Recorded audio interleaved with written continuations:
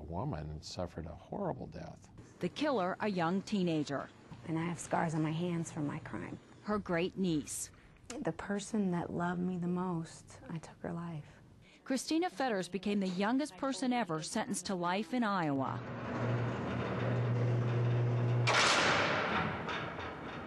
I was only in high school for like maybe a month before I came to prison. For committing murder at age 14. You know, the stories you've heard about prison and the fresh meat issue and, you know, all that being worried about. Thank God I'm not a male, because, I mean, they're a lot harder than the women, but it was really hard. 14 years later, at age 28, she has now spent half of her life at the Iowa Correctional Institution for Women, and this is where she will spend the rest of her life. I mean, I look at some of the lifers that's been here for 30 years. I've seen some die. So, yeah, I mean, that's reality to me. In Iowa, Fetters is one of 43 child offenders sentenced to life without parole. In the U.S., there are more than 2,000. Amnesty International claims there are only 12 other young lifers in the rest of the world, since international law prohibits it. The Equal Justice Initiative calls it cruel and unusual punishment and names Iowa as one of 19 states to sentence 13 and 14-year-olds to die in prison. The U.S. Supreme Court has banned the death penalty for those under 18. Justice Anthony Kennedy said teenagers are less mature, more likely to change, and more susceptible to peer pressure. But some argue even teenagers know murder is wrong. Of course, you know if you're hurting somebody, I mean, you know that that's wrong. Did she know right from wrong? I think clearly she did. Did she understand what she was doing? I think clearly she did. And the jurors found that, and they found her guilty of first-degree murder.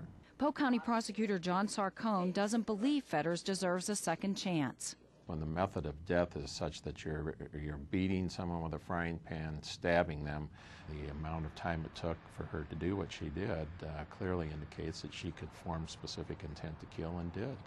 Fetters claims she was on Prozac, which led her to violence. She agrees she should serve time, but not her entire lifetime, since she says her punishment of being haunted by her crime forever is enough. I think that'll just haunt me forever. I mean, I understand there's a God and He's an all-forgiving God, but I think self within forgiveness, I don't think I'll fully ever be able to forgive myself, you know what I mean? Really. Victims' advocates say the focus should not be on the lifer in prison, but the life that is over. For the victim, they're dead. And for their family, they can never get back what they want out of anything, and that's the loved one who's died.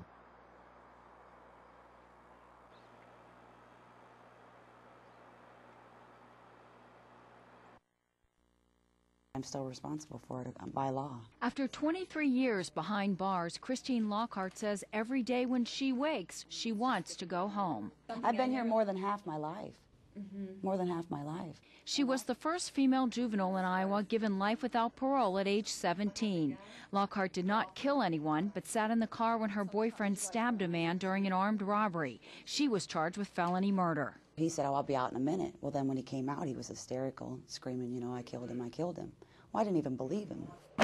Amnesty International and human rights groups argue teenagers should not be held to the same standard as adults. They can't live alone. They can't choose to smoke. They can't be in a bar after 10 p.m.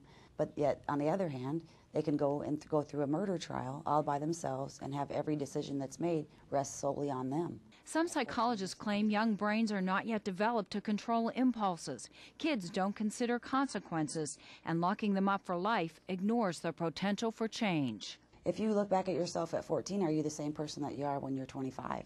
There's no way you can compare the person I am now to the person I was at 17. Even though the board does impact it. Roy Park used to be on the board of parole. He believes Lockhart should be let out. 25 years is long enough for a 15-year-old, but for gosh sakes, not life.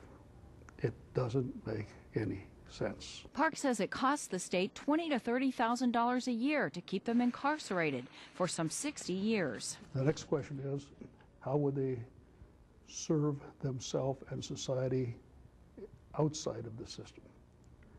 Though I've seen so many that would do a wonderful job. In trying to change Iowa law. Park is part of a new group, the Coalition to Oppose Life Without Parole for Children. Look at the age and the development of the individual, look at what they have done with their life since they've been incarcerated.